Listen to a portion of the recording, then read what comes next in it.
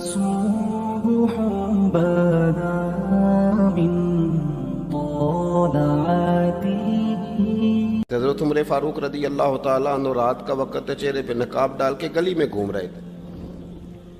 میں بھی گلی میں نکلتا ہوں, آپ بھی نکلتے ہیں, لیکن مقصود یہ ہے کہ ذرا پتہ کریں باہر کی ہوا کیسی ہے. مقصود یہ ہے کہ پتہ کریں کہ آج برگر کس دکان کا اچھا ہے, معلومات کریں کہ محلے کی سیاست کس رخ جا رہی ہے. وہ بھی نکلتے تھے, لیکن مقصود یہ نہیں تھا. مقصد سمجھ گئے تھے نا, وہ اس لیے نکلتے تھے کہ پتہ کروں کوئی دکھی تو نہیں, کوئی تکلیف میں تو نہیں, کوئی آزمائش میں تو نہیں. دیکھیں نا, کام وہی ہے, میں بھی کرتا ہوں, آپ بھی کرتے ہیں, ساری دنیا کرتی, لیکن وہ ایکم احسن عملا, کردار کس کا ستھرا ہے, ذہن کس کا اونچا ہے, ذوق کس کا بڑا ہے. زندگی وہ بھی بتا گئے, ہم بھی گزار رہے ہیں, لیکن وہی کمزور باتیں اور وہی روایتی گفتگو اور وہی لب و لہجہ اور وہی دنیا داری کے مخصوص سی ہماری گفتگو, فلاں کیا کر رہا ہے, کہاں پہنچ گیا. اگر پیسے کسی نے نہیں کمائے تو کہاں نکھٹو ہے تب نہیں کمائے, اور اگر زیادہ کما لیا تو کہنے لگے ایک نمبر طریقے سے تو نہیں کمائے جا سکتے, یہ کوئی غلط رستہ بنی گفتگو ہے. بس نشستن گفتن برخاستن. تو اعلیٰ کام, اعلیٰ کردار ان لوگوں, حضرت عمر گزر رہے تھے تو غلام ساتھ تھا. ایک شخص کو دیکھا کہ مدینے کے باہر خیمہ لگایا ہوا ہے. بھئی خیریت ہے, یہاں خیمہ کو لگایا؟ کہنے لگا امیر المومنین سے ملنے آیا ہوں, رات ہو گئی تھی تو سوچا یہیں قیام کر لیتا ہوں, صبح ان سے ملوں گا. تو فرمایا اندر کسی کے درد سے کراہنے کی آواز آتی ہے. کہنے لگا میری بیوی ہے اور بچے کی ولادت کا وقت آ گیا, تکلیف میں. حضرت عمر دوڑے گھر گئے, اپنی اہلیہ سے کہنے لگے نیکی کمانے کا ارادہ ہے؟ اس نے کہا ہے. مقصد سمجھ گئے تھے نا وہ لوگ, بالکل ہے. فرمایا جو ضرورت کی چیزیں ولادت کے وقت ہوتی ہیں لے لیں. کچھ گھی لے لیا, کچھ چنے لے لیے, کچھ ضرورت کی چیزیں لے لی, خاتون کو ساتھ لیا. یہ خاتون اول کی بات کر رہا ہوں, میں خاتون اول کی بات کر رہا ہوں. حضرت فاروق اعظم رضی اللہ تعالیٰ عنہ امیر المومنین ہیں. حضرت عمر نے اپنی اہلیہ کو ساتھ لیا, جہاں وہ شخص تھا وہاں آئے. اہلیہ نے حضرت عمر کے ذمہ کام لگایا, آگ جلا لیں, یہ تیل لے لیں, فلاں فلاں چیز گھی میں ڈال لیں, بنانی شروع کر دیں. فاروق اعظم نے ہاتھ کے اندر پکڑا ہوا برتن, چمچہ, ڈوئی بھی آخ لی دے, پنجابی ہے نا ہم, تو وہ کام کر رہے ہیں, چلا رہے ہیں, آگ جلا رہے ہیں. خاتون اندر ڈیوٹی کر رہی. تو وہ شخص جو تھا نا جس کی بیوی تھی, وہ کہتا ہے میں 2-3 دفعہ کا غلام ادھر آ, فلانی چیز بتا. میرے ذہن میں یہ تھا کہ امیر المومنین نے کو بندہ کھڑا کیا آنے جانے والے مسافروں کا خیال کرے. میرے ذہن 2-4 دفعہ میں نے اپنے لفظوں میں بات بھی کہہ دی, لیکن جب اندر میرے بچے کی ولادت ہوئی تو اندر سے میری بیوی بولی اور حضرت عمر کی اہلیہ بولی, اور بول کے کہنے لگی امیر المومنین مبارک ہو, آپ کے دوست کو رب نے بیٹا دیا ہے. وہ شخص کہتا ہے میں باہر کھڑا تھا, وجود تڑپ گیا, آنکھیں برس پڑی, کبھی نہیں رویا تھا پر کیفیت عجیب بن گئی. کوئی تقریر نہیں سنائی, کوئی اعلیٰ شعر نہیں انہوں نے پڑھا. میں نے جوں لے کر ان کے سر سے پاؤں تک دیکھا. میں نے کہا یہ وہی شخص ہے جس کا نام لے تو کیسر و کسرا کانپ جاتے ہیں, یہ وہی شخص ہے. میں نے جمعے میں کہا تھا کہ روب کپڑوں کا نہیں ہوتا, روب تو دیانتداری کا ہوتا ہے. ہاں, بڑا مال کما کے لوگوں نے بنائی ہوتی ہے, کار کوٹھی تو بندے کھڑے ہو کے کہہ دیتے ہیں 2 نمبر طریقے سے آیا ہے. اور 13ویں-14ویں گریڈ کا ملازم ہو تو اس کے سامنے بہت بڑا افسر ڈر رہا ہوتا ہے, یار بندہ دیانتدار ہے, یہ رشوت نہیں لیتا, سفارش نہیں مانتا, یہ میرٹ پہ کام کرتا ہے. تو روب تو آپ کی دیانتداری کا ہے, آپ کی سچائی کا ہے. اپنی زندگی میں جو لوگ مقصد سمجھ گئے, مقاصد پا گئے, کچھ کر گئے, ہم ذرا الجھ گئے ہیں. پہلے اتنا شاندار مکان بناتے ہیں, پھر مرنے کو کس کا دل چاہے. اتنی محنت کر کے جو ہے وہ کوٹھی بنائی ہے تو اب چھوڑ کے کون جائے. وہ تیار بیٹھے تھے, انہیں نبی کریم نے کہا تھا کن فی الدنیا کانک غریب نو عابر السبیل, تم نے مسافروں کی طرح رہنا ہے. او میرے بھائی, کبھی دیکھا ہے ایئرپورٹ پہ مسافر لڑتا ہو کہ میں نے یہ جگہ خریدنی ہے؟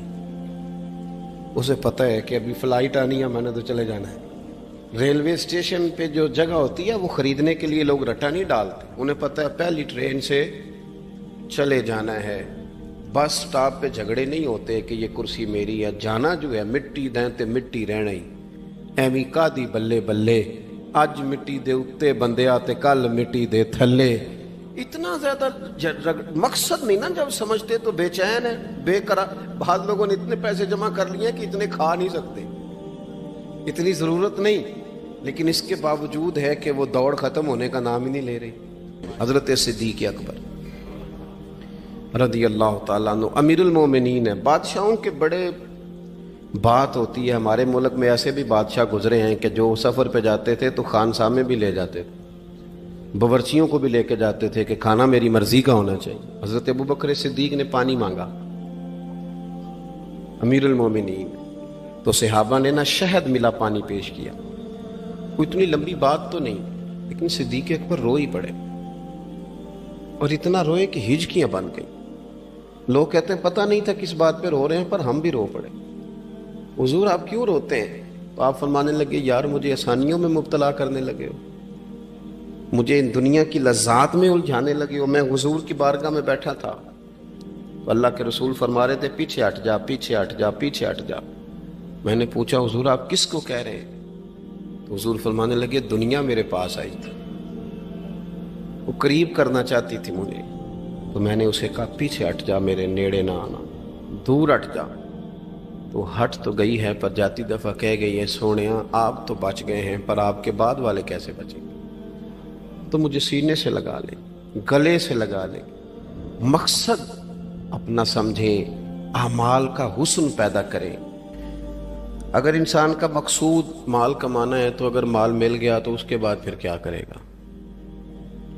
किसी ने तय कर लिया था कि बहुत बड़ी गाड़ी और बहुत बड़ा बंगला मुझे चाहिए, तो वो बंगला उसे मिल गया, गाड़ी आ गई। अब तो मकासद क्योंकि तय नहीं होते, तो जो चीज़ इंसान छोटा सा मकसद तय करता है वो उसे हासिल हो जाता है। मैंने मुल्क से बाहर जाना है, घर सेट करना है, साथ वाला प्लाट लेना है, हो गया सारा कुछ, तो अब वो फिर इंसान बेचैन हो जाता है, परेशान रहता है, कहता है समझ नहीं आती मतलब मकसूद क्या है। अल्लाह तबारक व तआला ने तो एक तिनका बेमकसद पैदा नहीं किया, इतना सोना इंसान कैसे बेमकसद पैदा कर दे? तो रब करीम ने हमें बताया कि मकसद तो तुम्हारा है, मकसद है अल्लज़ी खलक़ल मौता वल हयाता लियब्लुवकुम अय्युकुम अहसनु अमला। उसने मौत और हयात इसलिए पैदा की है ताकि पता चले तुम में अच्छे अमल कौन करता है, तुम किस कदर ज़्यादा अपने रब की इबादत करते हो, किस कदर ज़्यादा हुस्ने अखलाक का मुजाहरा करते हो, किस कदर ज़्यादा लोगों की खिदमत करते हो, किस कदर ज़्यादा तुम दीन की तबलीग में, इशात में, अबलाग में, तरवीज में किरदार अदा करते हो। बामकसद तुम्हें बनाया, बामकसद अच्छा तरीन अमल तुम में से कौन करता है। इसलिए मौत और हयात पैदा की थी कि तुमने सुथरे से सुथरे अमाल, बेहतर से बेहतर किरदार, आला से आला तुम्हारा अंदाज़े ज़िंदगी। देखें, हमने लोगों के साथ मिलकर रहना होता है, बहुत सारी चीज़ें ऐसी होती हैं कि जो तकलीफ़ का सामान बनती हैं। अब इन्हीं लोगों के साथ अल्लाह ने हमें मिलकर रहने का हुक्म दिया, इनके हुकूक अदा करने का हुक्म दिया, तो साथ साथ ना दरगुजर का भी कहा, माफ़ी का भी कहा। जब इंसान माफ़ी कर देने वाला हो जाता है, दरगुजर वाला हो जाता है, तो फिर वो बड़ा हो जाता है, बड़े दिल वाला हो जाता है, बड़े हौसले वाला हो जाता है, बड़े ज़रब वाला हो जाता है, उसकी ज़िंदगी हसीन होती। तो यहाँ आए थे कुछ काम करने, वो जो हमने मकसूद बनाए थे ना, मतलब अच्छे कपड़े, अच्छी दुनियादारी, अच्छी गाड़ी, अच्छा मोबाइल सेट, वो चूँकि मकसूद नहीं था तो उन चीज़ों के हुसूल के बावजूद भी लोग परेशान हैं। मकसूद ये था कि बेहतरीन अमल, सोना अमल, आला तरीन अमल मेरे रसूल पाक सल्लल्लाहु अलैहि वसल्लम के गुलामों ने ना वो अमल करके दिखाया। आला तरीन मिजाज रखते थे और आला तरीन खिदमत, यानी लोग उनका किरदार देख के ना, किरदार और अमल देख के, हम तो लंबी तकरीरें करते हैं, बातें करते हैं, बड़ा कुछ बताना पड़ता है, लेकिन वो बस थोड़ा सा ना लोग उनके पास उठते बैठते थे, आते जाते थे। इतनी दौड़ है कि आगे बढ़ के और लेना है, और लेना है, आलमी मजीद का रट्टा, वो समझ गए हम ना अड़े हुए हैं। بہت سارے لوگ ایسے ہیں جنہیں صحیح بات کا پتہ چل گیا ہے، وہ فیصلہ کرنے میں دیر کر رہے ہیں، انہیں سمجھ آ گئی ہے کہ بہتر یہی ہے کہ میں وقت پہ مسجد آیا کروں، انہیں سمجھ آ گئی ہے بہتر یہ ہے کہ سویرے اٹھ کے واٹس ایپ بعد میں دیکھوں، پہلے قرآن پاک کی زیارت کر لیا کروں۔ سمجھ انہیں ہے، سمجھ ہے کہ باتیں زیادہ کرنے سے بہتر ہے درود و سلام زیادہ پڑھا جائے، پتہ انہیں ہے، وہ فیصلہ ہی نہیں کر رہے، ارادہ نہیں بنا رہے، توجہ نہیں کر رہے۔ جب بہت زیادہ بندہ دنیا داری میں الجھ جاتا ہے نا، بہت زیادہ، آسانیاں تو بندے کو جینے نہیں دیتی۔ پہلے انسان کہتا ہے کہ موٹر سائیکل ہو جائے نا تو چلو سفر آسان ہوگا، پھر موٹر سائیکل کہتا ہے ٹائر 2 ہیں، 4 ٹائروں والی ہونا، چلو مہران ہی ہو جائے خیر ہے، لیکن مہران میں بیٹھتے ہی اسے خیال آتا ہے کہ اس کی تو سیٹیں تنگ ہیں، پھر اس سے بڑی گاڑی چاہیے۔ یہ روز دوڑ ہے، بانج فقیروں کسے نہیں ماریا، اے ہوئی چور اندر دا، یہ دوڑ ہے، یہ ختم۔ حضرت ابوبکر صدیق رضی اللہ تعالیٰ عنہ امیر تھے، ہمیں تو نا جی ایک سے ایک کھانا، اور آج یہ نہیں کھانا، آج میری مرضی کا کھانا، یہ میری مرضی کا، یہ میرے بچے کی مرضی کا، یہ فلانے کی مرضی کا، وہ خواہشات کا انبار، اور نفس بچے کی طرح ہوتا ہے، خواہش پوری کرو تو فوراً ہی دوسری بھی بتا دیتا ہے، دوسری پوری کرو تو تیسری کی بھی خبر دے دیتا ہے۔ ہم نا چونکہ الجھ جاتے ہیں، پھر وہ الجھاؤ ہمیں باہر نہیں نکلنے دیتا۔ اگر تھوڑا تھوڑا کر کے، میرا مطلب یہ ہے کہ زندہ رہنے کے لیے روٹی کھانی ہے نا، مثلا روٹی کا لطف کتنی دیر ہوتا ہے، جتنی دیر منہ میں چباتے ہیں، اس کے بعد ختم۔ تو کپڑا تو پہننا تھا بدن چھپانے کے لیے، اس میں وہ کدھر سے آ گئی ساری کہانیاں جو آج بن گئیں۔ اور اتنے میں نے عجیب و غریب نظام دیکھا ہے کہ نوجوان ہے، اچھا بھلا سیاںا آدمی، کپڑے اس نے تازے سلوائے ہیں، اور 99 لوگوں نے کہا ہے صحیح لگ رہا ہے، تو صرف ایک نے کہا ہے نہیں ٹھیک لگ رہا، وہ پریشان ہو جاتا ہے، کہتا ہے اس کا کچھ کروں۔ کیوں؟ اس لیے کہ یہی سارا مقصود سمجھ لیا ہے، کپڑے پہننا، اسی میں الجھ جانا۔ میں اکثر دوستوں سے کہتا ہوں، میں خود کسی دوسرے کی بات نہیں کرتا، بہت زیادہ عمر نہیں میری، میں خود جایا کرتا تھا، شادی کوئی آ گئی تو 2-3 دن پہلے ابا جی کہتے تھے پرانے جوتے کچھ گنڈوا لا، کچھ پالش کرا لا، توڑے میں ڈال کے جانا موچی کے پاس، اس نے کچھ سیٹ کر دینے۔ اب کہاں رہ گیا جی یہ کام، چھٹی نہیں ہو گئی، اب کون سا ایسا سلسلہ ہے؟ وہ جو کہیں سے کپڑا تھوڑا پھٹ جاتا تھا نا تو اماں اس کو اس طرح پیوند کراتی تھی کہ ڈیزائن بھی بن جاتا تھا اور کام بھی چل جاتا۔ کدھر گیا وہ دور؟ لیکن تکلیف دیکھ لیں آج پہلے سے زیادہ ہے، لڑائی پہلے سے زیادہ ہے، آزمائش پہلے سے زیادہ ہے۔ کیوں؟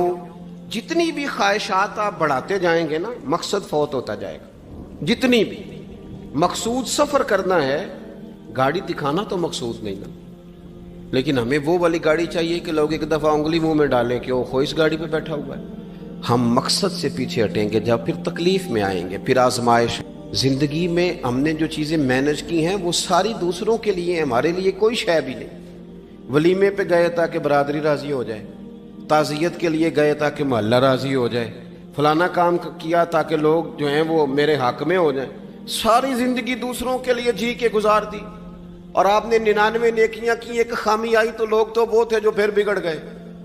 بہتر نہیں بندہ رب کو ہی راضی کرے۔ واللہ ورسولہ احق ان یرضوا، اللہ اور اس کے رسول کا زیادہ حق ہے کہ انہیں راضی کیا جائے، ان کا زیادہ حق۔ اپنی زندگی میں معاملات کو ترتیب دیں، ایک مخصوص ذہن بنائیں، اتنا سویرے قرآن شریف پڑھنا ہے، اتنا درود پاک، اور یہ راز ہو ہمارا اور ہمارے رب کا، یہ راز ہو، اتنی دیر مصلی پہ بیٹھنا ہے۔ میرے ایک دوست ہیں ڈاکٹر صاحب، میں بیٹھا تھا تو وہ ایک شخص کو کہہ رہے تھے تیرے دل میں کچھ باتیں ہیں نکال دے تاکہ تیری ٹینشن ریلیز ہو جائے، تیری صحت ٹھیک ہو جائے گی۔ تو بندہ کہہ رہا تھا اچھا ٹھیک ہے ڈاکٹر صاحب۔ تو میں نے کہا کہ اگر آپ اجازت دیں تو ایک بات میں بھی کر لوں؟ نے کہا آپ بھی کر لیں۔ تو میں نے کہا ڈاکٹر صاحب کچھ دکھ بڑے ذاتی اور نجی ہوتے ہیں، بندہ کسی کے سامنے کہہ ہی نہیں سکتا، بڑے ذاتی قسم کے ہوتے ہیں وہ، آپ کسی کے سامنے اتنا مرضی کوئی قریبی ہو، وہ بندے کی اپنی اندر کی کچھ ایسی تکلیفیں ہوتی ہیں اندر کی، آزم گنڈاں دے وچ گنڈاں 10 کیڑی کھولا، بڑے مسئلے ہوتے ہیں، آپ کیسے بیان کر سکتے ہیں، سوال ہی نہیں پیدا ہوتا۔ تو کہنے لگا پیر صاحب حال تو ہوگا نا؟ میں نے کہا بالکل ہے، ہمیں ہمارے دین نے دعا سکھائی ہے، جو کسی سے نہیں کہہ سکتے وہ اپنے رب سے کہہ دو۔ اللہ کے حضور عرض کر دو، کشکول طلب دراز کر کے کہہ دو مالک یہاں پریشان ہوں، وہ بڑا کریم ہے، عطا بھی کرے گا اور پردہ پوشی بھی فرمائے گا۔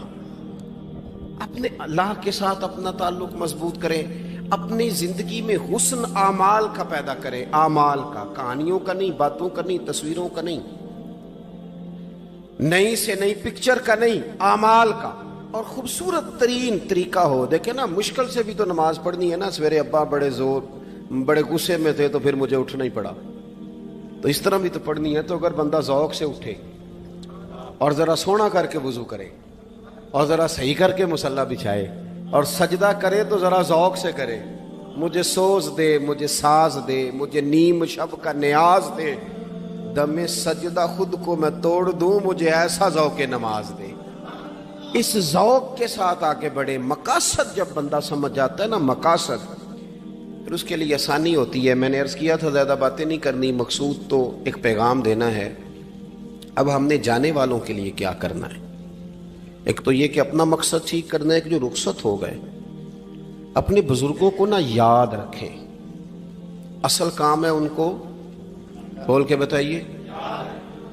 سال کے بعد ختم بڑی اچھی بات ہے، سسماہی ششماہی سیماہی سب ٹھیک ہے، ان کو یاد رکھیں۔ حضور نہ یاد رکھتے تھے، اپنی والدہ کا ذکر کرتے تھے، اپنے والد کی بات کرتے تھے، اپنے دادا کا ذکر کرتے تھے، اپنے جانے سیدہ خدیجہ الکبریٰ رضی اللہ تعالیٰ عنہ وصال کر گئیں تو حضرت عائشہ کہتی ہیں حضور اکثر گھر میں ان کا ذکر کرتے ہیں۔ اپنے بزرگوں کو یاد رکھیں، ان کا ذکر کریں، ان کو نا، والد کے لیے نا والد ہونا شرط ہے، پی ایچ ڈی ہونا شرط نہیں۔ والد کے لیے والد ہونا شرط ہے، مفتی ہونا شرط۔ والد ان پڑھ بھی ہو تو بچے کو سمجھانے کا سلیقہ سے اللہ اسے عطا کاری دیتا ہے۔ ماں بالکل ان پڑھ بھی ہو تو بچوں کو سمجھانے کا طریقہ اللہ اسے، ان سے سیکھیں۔ میرے والدہ اور والدہ دونوں اپنا نام نہیں لکھ سکتے تھے، تو میں اپنے دوستوں سے کہتا ہوں مجھے کبھی موقع ملے تو میں کئی جلدوں میں کتاب لکھ سکتا ہوں اپنے ماں باپ، اس لیے کہ وہ جو ہمیں سکھا گئے، جو بتا گئے، وہ انہی کا خاصہ تھا۔ تو اپنے ایک تو جانے والوں کو یاد رکھیں، دوسرا ان کے لیے دعا کریں تو درد سے کریں، سونی کر کے کریں، صحیح کر کے کریں، اکیلے بیٹھ کے کریں۔ دعا کا سب سے زیادہ تعلق آپ کے دل کی آواز کے ساتھ ہوتا ہے، اور جس طرز میں حضور نے ہمیں حدیث سکھائی ہے نا، اس رنگ میں کبھی آپ حدیث کو سیکھیں، سمجھیں نا۔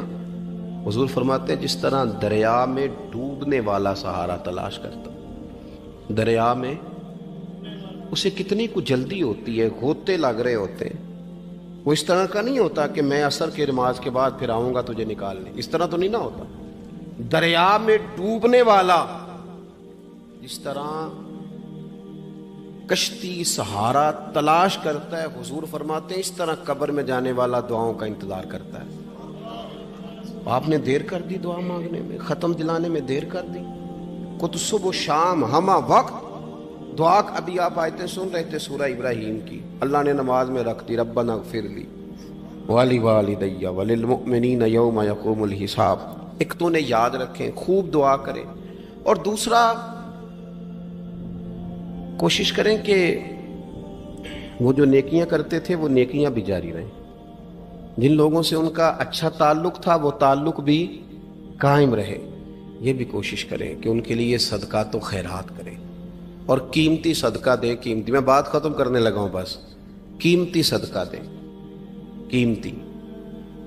15 تولے سونا گھر میں پڑا ہوتا ہے، قیمتی ہوتا ہے نا۔ کبھی کسی نے چوک میں بتایا کہ آج 15 تولے سونا میرے گھر میں پڑا ہے؟ بولو نا، لگتا ہے تو 10 چھڑنا ہے۔ اگر گھر میں 50 لاکھ روپے کیش پڑا ہو تو چوک میں گلی میں آ کے آپ بات کریں کہ گھر میں پیسے پڑے ہیں، کیوں؟ کہ وہ قیمتی ہیں، کوئی لے نہ لے۔ تو یہ جو 5000 مسجد دے کے سارے محلے کو بتاتے ہو یہ بھی صدقہ تھا، یہ بڑا قیمتی چیز تھی، یہ بتانے والا نہیں تھا، یہ تو نیکی تو قیمتی تھی۔ قیمتی چیز جو ہوتی ہے وہ تو چھپائی جاتی ہے کہ بتائی جاتی ہے۔ یہ جو بیٹیاں ہیں نا اسلام کی مائیں بہنیں، یہ قیمتی ہیں، اس لیے اسلام انہیں کہتا ہے تم گلیوں اور چوکوں میں آنے والی نہیں، قیمتی چیزیں گھر کے اندر رہا کرتی، تم قیمتی چیزیں ہو، تمہارا وجود قیمتی ہے، تم کبھی ماں ہو، کبھی بیٹی ہو، کبھی بہن ہو، کبھی بیوی ہو، قیمتی ہو، اس لیے تمہیں اسلام کہتا ہے کہ گھر کے اندر رہو گی تو تمہاری قیمت رہے گی. کچھ چیزیں ایسی ہیں جو چوکوں میں گلیوں میں پھیل جائے تو ان کی قیمت نہیں رہتی. اس لیے تمہیں کہا جاتا ہے کہ گھر میں رہو. یہ جو تمہیں چوکوں میں لاتے ہیں یہ تمہیں بے وقت کرنا چاہتے ہیں, بے قیمت کرنا چاہتے ہیں. انسان تھوڑی دیر کے لیے اگر تھوڑی دیر کے لیے غور کرے تو بڑے بڑے جانور انسان سے بڑے طاقتور ہیں, لیکن اللہ نے ان کی نکیل انسان کے ہاتھ میں تھما دی. اتنا بڑا جہاز ہے, ٹنوں وزن لے کے چل رہا ہے, انسان کے بس کی بات نہیں کہ وہ کئی لوگ لگ کے بھی اس کو اٹھا سکیں, لیکن اللہ نے اس کے قبضہ و اختیار میں کر دیا ہے. فرمایا هو الذی خلق لکم ما فی الارض جمیعا, زمین میں جو کچھ ہے سارا تیرے لیے بنایا ہے, آسمان میں جو ہے سارا تیرے لیے بنایا ہے. وما خلقت الجن والانس الا لیعبدون, فرمایا کل کائنات میں نے تیرے لیے بنائی ہے اور تجھے میں نے اپنی عبادت کے لیے پیدا فرمایا ہے. تو جنوں اور انسانوں کو اللہ نے اپنی عبادت کے لیے تخلیق فرمایا. مقصد زندگی, مقصد تخلیق, دنیا میں آنے کا مقصد اولین اور مقصد آخرین اللہ کی عبادت, اللہ کی معرفت, اللہ کی طرف توجہ, اللہ کی طرف رجوع. یہی ایک مقصد تھا انسان کے آنے کا. اسی کو قرآن نے بیان کیا تھا. اپنے اپنے مقاصد. درود شریف پڑھنے واؤز بلند صلاۃ و سلام علیک یا سید یا رسول اللہ. اپنے اپنے مقاصد, اپنے اپنے معاملات کو ہم نے ترتیب دے لیا ہے. صبح سے شام تک کے معاملات سارے کے سارے ہمارے ذاتی, نجی اور ہمارے اپنے بنائے ہوئے مقاصد کے تحت گزر رہے ہیں. حالانکہ رب کریم نے فرمایا کہ انسان میں نے تجھے اپنی عبادت کے لیے بنایا ہے, اپنے لیے تجھے بنایا ہے. تو میری بارگاہ میں سجدہ ریز ہو, تو میری بارگاہ کی طرف توجہ کرے, تو میرے لیے تسبیح پڑھے, تو تحلیل کے جملے بولے, تو تکبیر کہے, تو میرے محبوب پہ نازل ہونے والے قرآن کی تلاوت کرے. تجھے تو اس لیے بنایا تھا. عبادت کا معنی یاد رکھیے گا, عبادت کا معنی فقط نماز پڑھنا نہیں, عبادت کا معنی صرف نماز پڑھنا نہیں. نماز عبادت کا ایک جز ہے, نماز عبادت کا ایک حصہ ہے. عبادت نماز پڑھنے کا نام نہیں, عبادت روزہ رکھنے کا نام نہیں, عبادت صرف اور صرف حج کرنے کا نام نہیں, فقط ذکر فکر کرنا عبادت نہیں, بلکہ اللہ کا حکم ماننے کا نام عبادت ہے. خدا رسول کی بات ماننے کا نام عبادت ہے. جہاں جانے کا خدا حکم دے وہاں چلے جاؤ, یہ عبادت ہے. جہاں جانے سے منع کر دے وہاں کبھی نہ جاؤ, یہ عبادت ہے. اگر نماز پڑھنے کا نام ہی عبادت ہوتا تو پھر فجر کی فجر کے وقت کیوں پڑھنی پڑتی, پھر ظہر میں ہی کیوں فرض ہوتی, پھر عصر کا وقت مغرب میں جا کے کیوں نہ شروع کیا جاتا, پھر انسان کی مرضی تھی جب پڑھ لیتا. فرمایا نہیں, عبادت میری ہے, اصل میری اطاعت ہے. میں جب کہوں کہ یہ فجر کا وقت ہے تو تجھے فجر مان کے پڑھنا, جب کہوں ظہر کا وقت ہے تو ظہر مان کے. ہم نے عبادت کو مخصوص کر دیا. مسجد میں چلے جانا, نفل پڑھ لینا, کچھ دیر قرآن شریف پڑھ لینا, کچھ دیر اللہ کی عبادت کر لینا, کچھ دیر ذکر اذکار کر لینا, اس کا نام عبادت ہے. اور باہر نکل کے بے شک جھوٹ بولے, باہر نکل کے بے شک غیبت کرے, باہر نکلے اور کم تولے, باہر نکلے اور اپنی من مرضی کرے, تو یہ عبادت نہیں. اس لیے کہ ہم اس خدا کے ماننے والے ہیں جو صرف مسجد میں نہیں ہوتا بلکہ جلوہ تیری ذات کا کو بکو ہے. میں جدھر دیکھتا ہوں ادھر تو ہی تو ہے. ہمارا خدا صرف مسجد میں نہیں ہے, اللہ ہر جگہ ہے. جے میں تینوں اندر جانا پھر مقید جانا, جے میں تینوں باہر سمجھا اندر کون سمانا. اندر بھی تویں باہر بھی تویں, وچ بلا کون نمانا. اصل بات یہ ہے کہ جب خدا ہر جگہ ہے تو اللہ تبارک و تعالیٰ کا حکم ہر جگہ ماننا ہے, ہر جگہ اطاعت کرنی ہے, ہر لحاظ سے. رب کی بات ماننے کا نام عبادت ہے. اللہ کی, اس کے رسول الپاک صلی اللہ علیہ وسلم کی بات ماننے کا نام, توجہ ہے آپ کی میری بات پہ, عبادت کا مفہوم سمجھیے گا, عبادت کا مفہوم سمجھیے گا. ہمارا وہ دین نہیں جو پنڈتوں جوگیوں راہبوں کا مذہب ہے کہ جنگلوں میں نکل جاؤ تسبیح لے لو, میں کھٹکتا ہوں دل عالم میں کانٹے کی طرح اور تو فقط اللہ اللہ اللہ. یہ مذہب نہیں. ہمارا دین کہتا ہے مسجد میں بیٹھ کے جو ذکر کرے گا اسے بھی ثواب ملے گا، اور جو محنت کر کے کما کے بچوں کو کھلائے گا اسے بھی ثواب ملے گا۔ ہمارا دین یہ کہتا ہے جو مسجد میں بیٹھ کے قرآن پڑھے گا اسے بھی ثواب ملے گا، اور جو گلی میں پڑا ہوا کانٹا اٹھا دے گا اسے بھی اللہ اجر عطا فرمائے گا۔ اللہ کا حکم ماننا، اللہ کا حکم ماننے کا نام عبادت۔ محمود غزنوی کے پاس ہیرا ہے۔ محمود غزنوی کے بڑے غلام تھے تو ایک بڑا پیارا تھا اسے، آپ جانتے ہیں اس کا نام کیا تھا؟ ایاز محمود غزنوی کو بڑا تو حسد شروع ہو جاتا ہے ہر جگہ، الا ماشاءاللہ لوگ کہنے لگے بادشاہ ہر وقت اسی کو پیار کرتا رہتا ہے، ہر وقت اسی کی طرف توجہ کرتا رہتا ہے۔ بادشاہ نے ایک دن آزمانا چاہا، اتنا ہیرا تھا، موٹا ہیرا بادشاہ کے پاس۔ بادشاہ نے ایک وزیر صاحب کو بلایا، کہا یہ اینٹ پکڑو، ہیرے پہ مارو، اسے توڑ دو۔ کہنے لگا بادشاہ بات تیری ٹھیک ہے پر بڑا قیمتی ہیرا ہے، کیوں تڑوا رہے ہیں آپ؟ مال خزانہ میں رکھ دیں، کام آئے گا، کسی نہ کسی جگہ پہ استعمال ہو جائے گا، آپ کیوں اس کو تڑوانے کی ضد کر رہے ہیں؟ بادشاہ سلامت نے کہا اچھا تم نے ٹھیک مشورہ دیا، میں ہی جذبات میں آ گیا تھا۔ ایک دوسرے آدمی کو بلایا، اس کو کہا یہ ہیرا توڑنا ہے۔ اس نے کہا بادشاہ مجھے لگتا ہے پوری دنیا میں اتنا موٹا ہیرا تیرے پاس ہے، کسی اور کے پاس نہیں ہوگا، یہ توڑنے کی چیز نہیں تجوری میں سنبھالنے کی چیز ہے، اسے سنبھال کے رکھ۔ تیسرے کو بلایا، چوتھے کو بلایا، جس کو بھی بلاتا رہا وہ بادشاہ کو سمجھاتا رہا، جس کو بلایا بادشاہ کو سمجھایا۔ ایاز کی باری آئی، کہا ایاز ادھر آ، توجہ ہے آپ کی؟ ایاز ادھر آ، یہ ہیرا تو توڑ دے۔ اس نے اینٹ پکڑی، زور سے ماری، ہیرا توڑ دیا۔ بادشاہ کہنے لگا بڑا بیوقوف ہے بھئی تو، یہ سارے میرے خیر خواہ تھے، مجھے سمجھاتے رہے اور تو نے خیال ہی نہیں کیا، میں بیوقوف تھا تو بھی ساتھ ہو گیا، توڑ ہی دیا۔ کہنے لگا بادشاہ غلطی ہو گئی، مجھ سے غلطی ہو گئی، مجھے نہیں توڑنا چاہیے۔ اس نے کہا اچھا چل چھوڑ، ایک بات بتا، تیرے سامنے جو سب مجھے مشورے دے رہے تھے تو نے کیوں نہیں دیا؟ میں نے تجھے کہا توڑ دے، کیا لفظ ایاز نے کہے، کمال کر دی۔ کہنے لگا بادشاہ میرے دل میں خیال آیا ہیرا ٹوٹتا ہے تو ٹوٹ جائے، میرے بادشاہ کا حکم نہیں ٹوٹنا چاہیے، یہ ٹوٹتا ہے تو ٹوٹ جائے، یہ کرچی کرچی ہوتا ہے تو ہو جائے، خزانہ خالی ہوتا ہے تو ہو جائے، لیکن میرے مالک کا حکم نہیں ٹوٹنا چاہیے۔ بادشاہ میں ہر چیز توڑ دوں گا پر میں تیرا حکم نہیں توڑ سکتا۔ بس دوستو یہی عبادت ہے، بلا مثال و بلا تشبیہ بات سمجھیے گا۔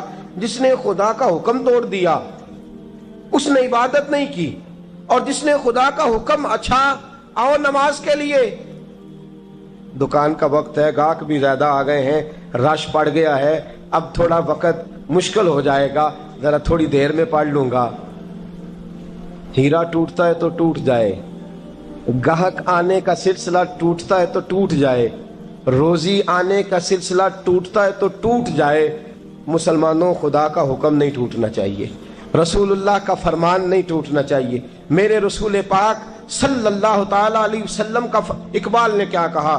کہنے لگا اے طائر لاہوتی، اس رزق سے موت اچھی جس رزق سے آتی ہو پرواز میں کوتاہی۔ کہا خدا کا حکم نہ توڑ بیٹھنا، اور عبادت بھی جس کو اللہ کہہ دے وہ عبادت ہے۔ ایک بندہ زوال کے وقت نماز پڑھنے کھڑا ہو جائے تو ہو جائے گی، کیوں؟ نماز نہیں پڑھ رہا۔ اچھا میں آپ کو روایت سناتا ہوں، شیر خدا مولا کائنات حضرت علی المرتضی رضی اللہ تعالیٰ عنہ فرماتے رسول پاک صلی اللہ علیہ وسلم نے ہمیں منع فرمایا جب عید الفطر کا دن ہو یا عید الاضحیٰ کا دن ہو تو تم نے کیا کرنا ہے؟ فجر کی نماز پڑھنی ہے، اس کے بعد اشراق چاشت نہیں پڑھنی، فجر سے لے کر عید کی نماز تک درمیان میں کوئی نماز نہ پڑھنا۔ جب عید کی نماز ہو چکے پھر تمہیں اجازت ہے جتنے مرضی نفل پڑھو، لیکن فجر سے لے کر عید تک تم کوئی اور نماز نفل درمیان میں نہ پڑھنا۔ حضرت علی المرتضی شیر خدا کا زمانہ ہے، عید کا اعلان ہو گیا، عیدگاہ میں لوگ کٹھے ہو رہے ہیں، ایک شخص دوڑا دوڑا آیا، اس نے آ کے نماز کی نیت باندھ لی۔ توجہ ہے آپ کی؟ میں نے کہا عبادت ہے خدا کا حکم ماننے کا نام۔ حضرت علی رضی اللہ تعالیٰ عنہ نے نماز کے بعد اس شخص کو بلایا، فرمایا ادھر آ، تجھے نہیں پتا کہ جب تک عید کی نماز نہیں ہوتی کوئی اور نفل نہیں پڑھیں گے؟ کہنے لگا جی میں نے نماز ہی پڑھی ہے، کوئی جرم کیا ہے؟ نماز پڑھی ہے نا، میں نے سجدہ کیا ہے، کوئی جرم ہے؟ حضرت علی نے تلوار نکالی